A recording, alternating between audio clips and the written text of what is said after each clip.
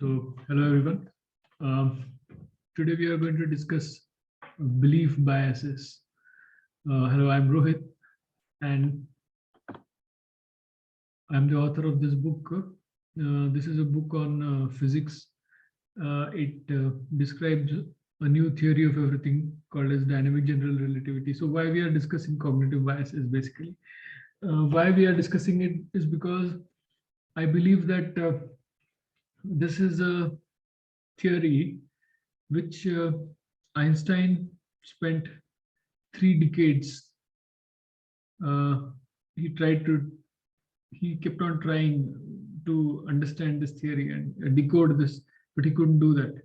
And the reason I believe he was not able to do is not because he was less genius.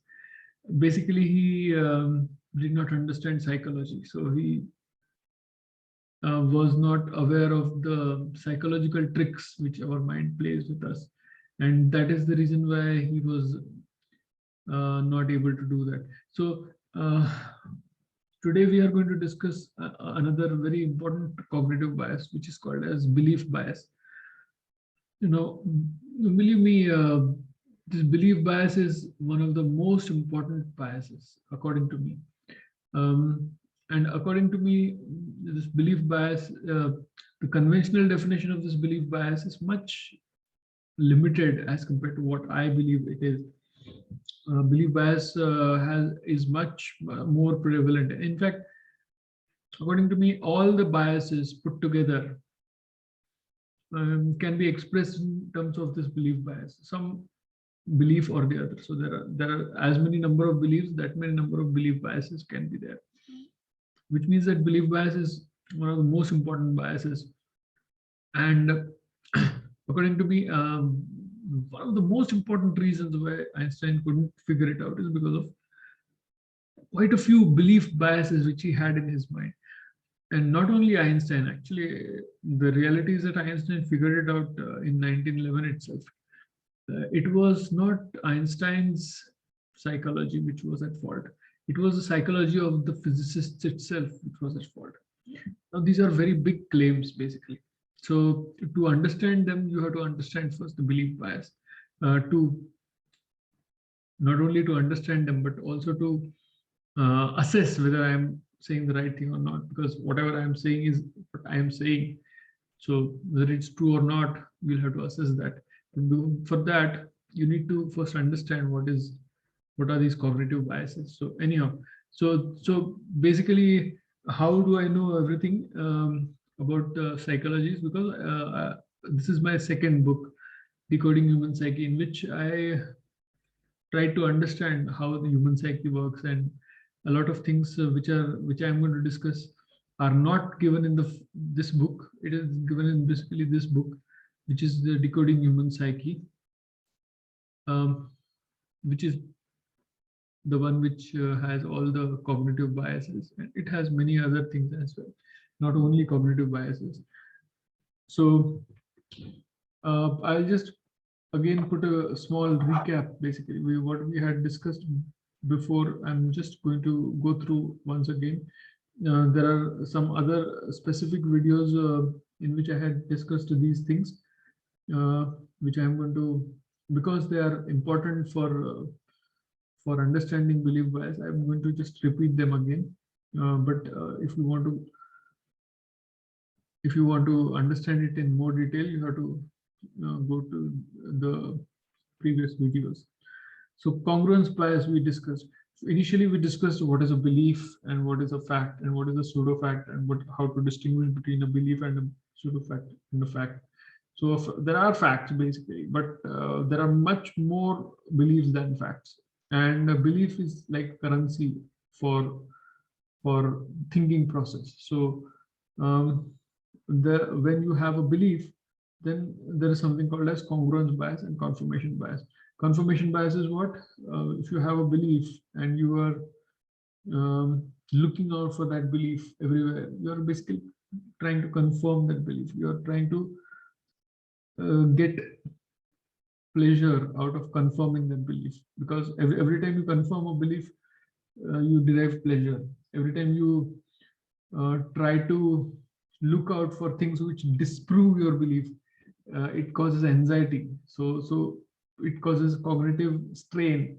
So basically, if you are deriving pleasure out of confirming your belief, that is confirmation bias. And congruence bias is you will look at only the data which tries to prove your belief right, and you will just throw away all the data, or you don't look for the data which tries to disprove that belief. That is called as congruence bias. And there is something called as the CCB cycle, that is congruence bias, confirmation bias cycle, which is also very common in physics, basically. Anyhow, so we'll go ahead now. I don't want to waste time in this. We also discussed about the subconscious mind and the Kahneman's systems. The subconscious mind is like a computer in our brain. It can put impulses or urges in our mind, and that is how it controls. It is basically, it's like an autopilot for us. So it can put urges of it can put urges, like if you, the next time when you get an urge to order pizza, think of it that your subconscious mind is putting that into your consciousness or conscious mind. So it's many times the subconscious mind is also called as the heart. So my heart is beating, or my heart wants, when you want to go and meet your lover, that is basically your subconscious mind putting an urge into your conscious mind. So anyhow, this subconscious mind is this Kahneman system. The Daniel Kahneman, he described these two systems, system 1 and system 2. So system 1 is basically linked to the subconscious mind, and system 2 is basically linked to the frontal lobe or intelligence. So system 1 is a intuitive and fast thinking kind of a system. System 1, which is basically the subconscious mind, is constantly indulging in developing a subconscious map of the surrounding, of what will give you pleasure and what will give you pain. So it keeps recording, and it keeps getting programmed. So the subconscious mind is getting programmed. Every life moment or every life event that happens in every person's life, that basically programs the subconscious mind. So this mental subconscious map is formed of a set of beliefs or ideologies, and this map is the reason why subconscious mind can put some urges onto you. And the system 2 is called as intelligence or buddhi. So the default system is basically system 1, and you have to specifically activate the system 2. It has a lazy controller. So if you have a choice at any point of time, when you come across a choice, you have a choice. If you have two choices, that is either order a pizza or don't order a pizza. So system 1, either you will choose a system 1 or just system 2. So system 2, if you choose, you will start thinking about it, like should I order, how much will be the price, how much will be the fat content, whether I am having a cholesterol issue or having a weight issue and all that. So here you are using system 2. System 1, oh, I'm getting an urge. Okay, I will order. I like pizza. I like pizza, so I'll order it. This is not a problem. So this is basically some fast thinking system or system 1. And system 2 is more calculative and more algorithmic kind of a system. And we also discussed about the various reward centers, the short-term, medium-term, and long-term reward center. I'm not going to go into details of each of them because we discussed it last time. But short-term reward center is basically dopamine-based or oxytocin-based. when you are watching a TV or movie, or you're playing a video game, or when you are listening to music, the short-term reward center gets stimulated. Or when you are doing drugs, or when you're having alcohol and all that is called as calm. And medium term is earth. That is when you're buying a car, or when you're buying a bungalow, or when you're getting a job and you're getting a salary, and you get famous and all that, popularity.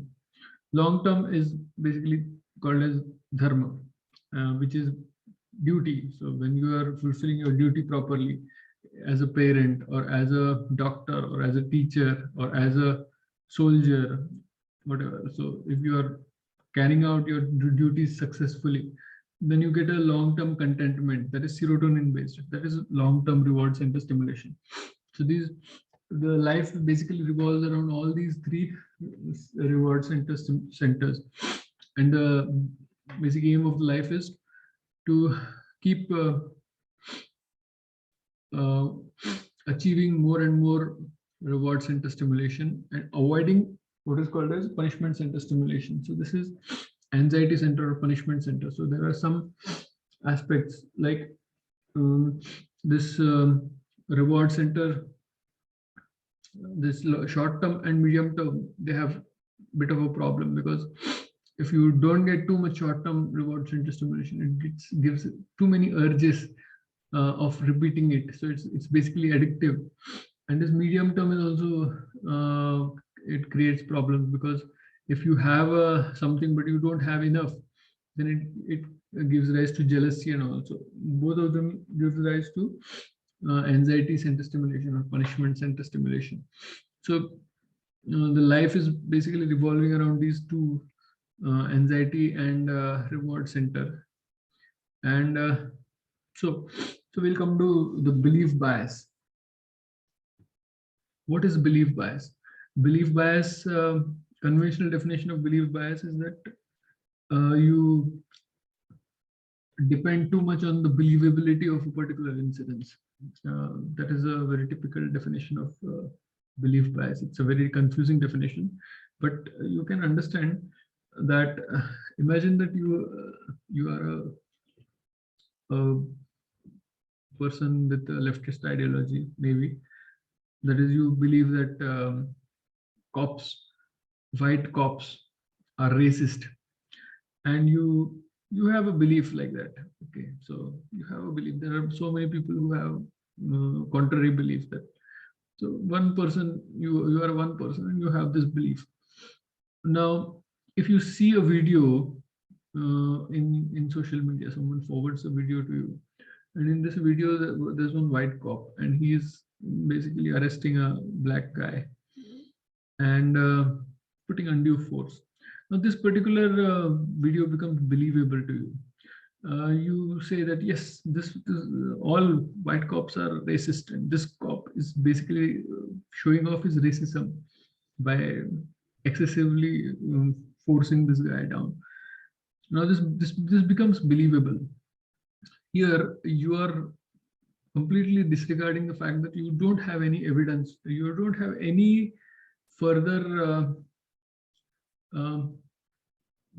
knowledge that whether this guy is really racist or not, whether this it just confirms with your belief. So it is you get offended by this, and you just say that yes, this guy is racist. Yes. So this anxiety center stimulation, you want to settle down. How will you do that? You will forward it to some 10 other videos, or you will put a comment, how dare he does that to that black guy. But you don't know for sure what that black guy is. The black guy may be a double murderer, rapist. He might have mowed down some people with his car and all that. So the background of this video, neither to the shooter who is shooting the video, nor to the person who is forwarding. And this way, every video keeps on getting shared by hundreds of thousands of people, and that is how the it basically contributes to the confirmation bias of all the other people who have received it, and they again further forward it. So this is this person has a belief, and this particular video is believable. So it affects the choice. So this person had a choice. One is to know, wait, I don't know exactly what the video is about. And the second choice is, no, I'll forward it. Why? What is it? So the instant thing which the person chooses because of his belief is basically to forward the video, because he knows that yes, this video is believable, this is true, this cop is racist, he needs to be arrested. I'll forward this video, which means that belief bias is basically based on believability. But not only that, any belief which can and does affect choices is basically belief bias, according to me. So this is a much bigger, much broader definition. It's not only the believability of the belief, but if the belief is affecting a choice. Let's say you are a researcher and you have a belief, and you, because of that belief, you are choosing one particular area of research rather than the other area of research. That is your choice is getting affected. Let's say you are a Christian and you go into a shop. So you have a belief that Jesus is God for me. So you are more likely to get a chain of Jesus rather than of some other God like Hanuman. So that way your choice is basically getting affected because of this belief. And so you can understand that there are hundreds of thousands of millions of beliefs, and each of these beliefs can potentially affect the choices of people. And that is why belief bias is one of the biggest, one of the most important, most crucial of the biases. Now, I can give some more examples. Basically, we can stick to physics. There are some people who believe in dark matter and some people who believe in mod. So a person who believes in dark matter would, recommend dark matter detectors. So millions of dollars will be spent on dark matter detection detectors. But if this belief did not exist, dark matter, then this would not happen, isn't it? So this particular belief that the abnormal findings of the gravity at long-term distances, the theory which proves it is not dark matter. That was the belief. It was modified gravity was the initial belief. Then detection of a dark matter particle in big detectors, or basically big particle accelerators, would not have happened. So this choice of building a very big, large, high energy particle accelerator to detect dark matter particles is a choice which physicists have made under this belief that dark matter exists. So belief bias, so they are basically biased to choose all these things. Now, you can understand that before Copernicus or before Galileo, there were a lot of people who thought that the sun is not the center, the earth is the center. But after Galileo, this belief changed. So before that, whatever experiments they did and whatever theories came up, they were basically earth centric. And then again, post Galileo, the sun centric solar system came. Again, same thing. There are quite a few beliefs which Einstein busted. Basically, before Einstein, there was a belief that time was absolute, and post Einstein, that belief was busted, and another belief started that time is relative. So like that, there are quite a few examples, and quite a few examples which we can give of how these particular beliefs led to further research and further innovation. Uh, so I won't go into detail of that, but you can understand that these are beliefs, and whatever beliefs are there, they can cause biases or they can affect the choices. That's what is belief bias basically. So the question which would come is, how many people can get affected by a bias, belief bias? Now, you have to realize that there are beliefs, there are true beliefs and there are false beliefs. So there are some beliefs which are really true, and there are some beliefs which are actually pseudo facts. They are not facts.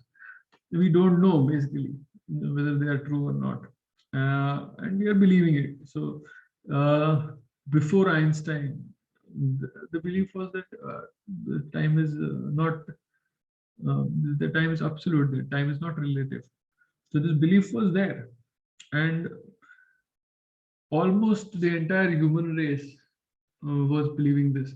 So it's like millions or billions of people can actually have such a belief. The entire human race can have a belief.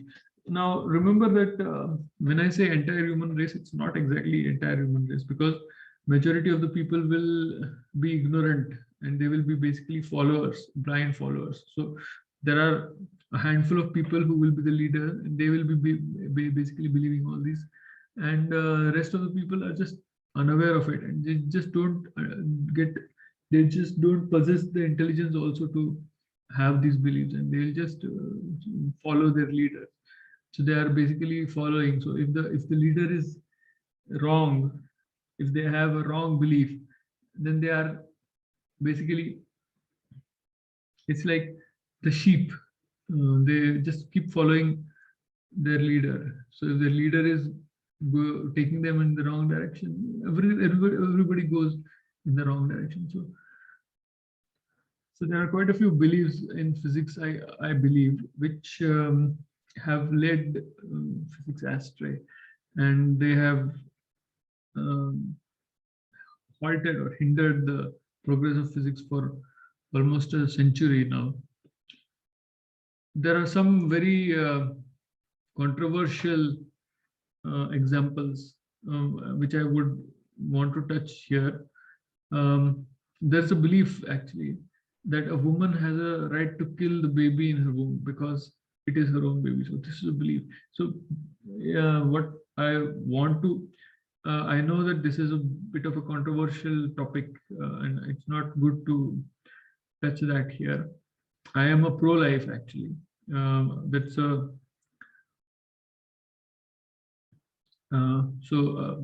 I do believe that abortion is murder, but there are some people who have this particular belief. I have a contrary belief that I believe that the baby is a baby, so it is a different human being. So the woman ideally has no right to kill the baby. So that apart. So there are some people who have this particular belief. So the entire medical fraternity actually has this particular belief. They have this belief that it's the body of the mother, so it's her choice. Now, I don't agree with this particular belief, but almost the entire medical fraternity today, except for a very few handful of people, especially there is an association of pro-life obstetricians and gynecologists in America. So these kind of people are the only people who are basically in the medical fraternity, but they believe that yes, abortion is murder. So there are very, very few of them. So most of the medical fraternity believes in this particular belief. Now, nobody knows whether one particular belief is right or the other. What I believe is that so I would want to ask a question to the entire medical fraternity: is fetus a patient or not? So at one end, the medical fraternity has a particular branch called as fetal medicine. So they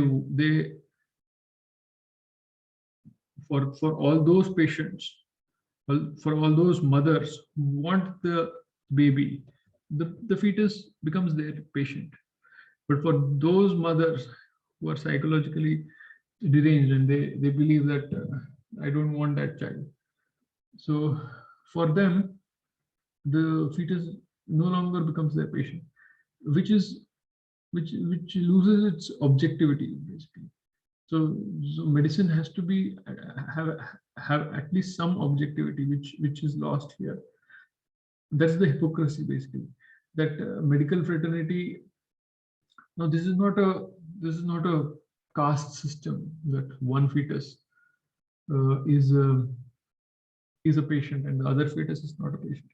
You have to decide basically, is a fetus patient or it's not a patient. So if it is a patient, all fetuses are patients. If fetus is not a patient, then you have to stop that fetal medicine bullshit. You have to just stop it. You have to stop measuring fetal heart rates. You have to stop measuring them. You have to stop doing NSTs, and you have to stop posting patients for cesarean sections for fetal heart rate, because patient is not a that fetus is not a patient. So why are you thinking about that? So if the patient is a if the fetus is a patient, if one fetus is a patient, now here again euphemisms come, that sometimes they say, instead of the baby they say fetus and embryo and clump of cells. So 1 day old fetus is not a fetus, it's an embryo. So it's just a clump of cells. So 1 day and 2 days old fetus is not alive, or it's not a patient, but to a 9 month old or 8 month old fetus or 7 month old fetus is a fetus, it's a patient. But 6 month old or 7 months old is not a patient. That's the hypocrisy basically. But the point which I'm trying to make here is that the entire medical fraternity has this belief, which is potentially controversial. Nobody knows. What I would say is that it's res ipsa, like loquitur, that is, it's fetus is patient, all fetuses are patients. If a lady is pregnant, and if you don't touch the patient, then at some point of time the fetus is going to become a patient, and at some point of time the lady is going to deliver the child, and after that a neonate will form. That is definitely a patient, which means that this particular person was also a patient and so another question is, should a doctor follow up Hippocratic oath or not? This is a very important thing, because if you are saying that the fetus is a patient, then you should not do any harm to the patient. If that is your patient, Hippocratic oath says that you should not do any harm to the patient. So if a fetus is really a patient of doctors, then abortion should become illegal. No doctor should be willing to do an abortion. The reason why people are willing to do abortion is because they have this belief bias, this belief which makes them do this belief that patient is the fetus is not a patient at all. This is not the life of the fetus of a lady who doesn't want that child is worthless. The life of the baby of a lady who wants that child is very, very, very important. It's worth saying, because that becomes a patient. So here the hypocrisy comes. So the doctor fraternity has to basically decide whether they want to follow the Hippocratic oath. If they want to follow a Hippocratic oath, they have to follow it absolutely completely. They cannot selectively follow Hippocratic oath for some patients, and whenever they want to earn money from abortion, they just put that Hippocratic oath into the dustbin, and you continue your belief that this particular small fetus is not a patient.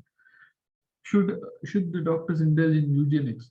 So again, here the a lot of doctors, this is a strict no. Hippocratic oath says that doctors are there only for treating, so they should not there they have to treat everybody equally. So one particular person is racially inferior, one particular person is racially superior, or this particular person is a better patient, this particular patient is a you should not, it's not allowed to touch doctor doctors should not treat one particular kind of patient and we should treat other kind of patient. That's not right. So improving genetics or gene pool is not what doctors should indulge in. So that is against the Hippocratic oath. But this is right for patients or adults or those who are outside the womb. Inside the womb, the same thing, again hypocrisy comes, because inside the womb, doctors can freely tell that yes, this baby is a Down's baby. So if you want to improve your if you want to improve your genetic pool, you abort this child.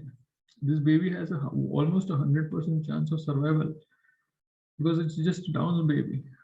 So it's not going to, it's a healthy pregnancy, it's just that it's a Down's baby. So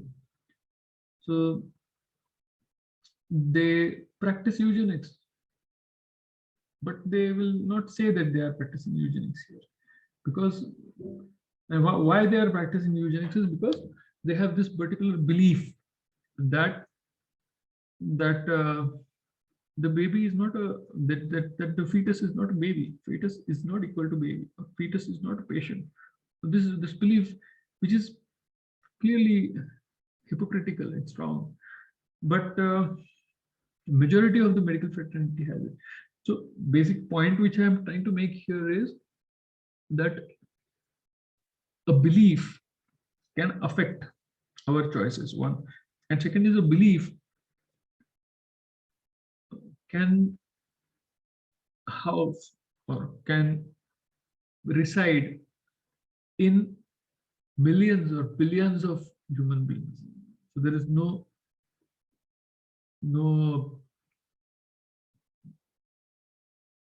if you have a belief and the entire human race believes a particular thing which is wrong, basically there's one belief A, and this belief A is wrong, but the entire human race believes it. That can happen. It can happen very much. It has happened for a long time. For a long time, humans, a lot of humans believed that we are the atoms are indivisible. Then suddenly electron was discovered and proton was discovered, and then quarks were discovered, and then they realized that atoms are not indivisible. That something, they are made of smaller molecules, smaller elements. So molecules are not the smallest. The atoms are smallest, but then atoms are not smallest. Even smaller elements of the atoms are also there. Like this, these beliefs basically evolved, and so the entire human race can have beliefs which are wrong, and this belief bias and its effects and on choices can be very widespread, and that's why belief bias is very important. So what I would say is that the entire physics community can also have some beliefs which are wrong. Entire physics community can have some beliefs which are wrong, which are affecting their research and which is hindering their progress, which is basically hindering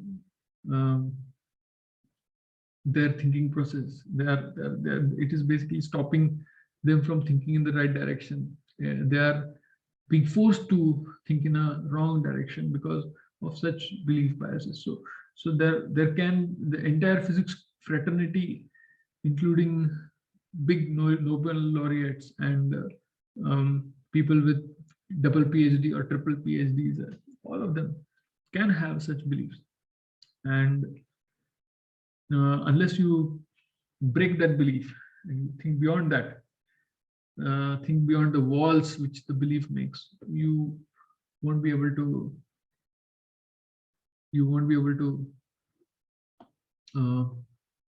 anyhow, this belief bias, that's why it's very, very important, and you should thank you very much for your attention. I recommend that you have a look at other videos on psychology which I have made on other cognitive biases. Thank you very much for your attention.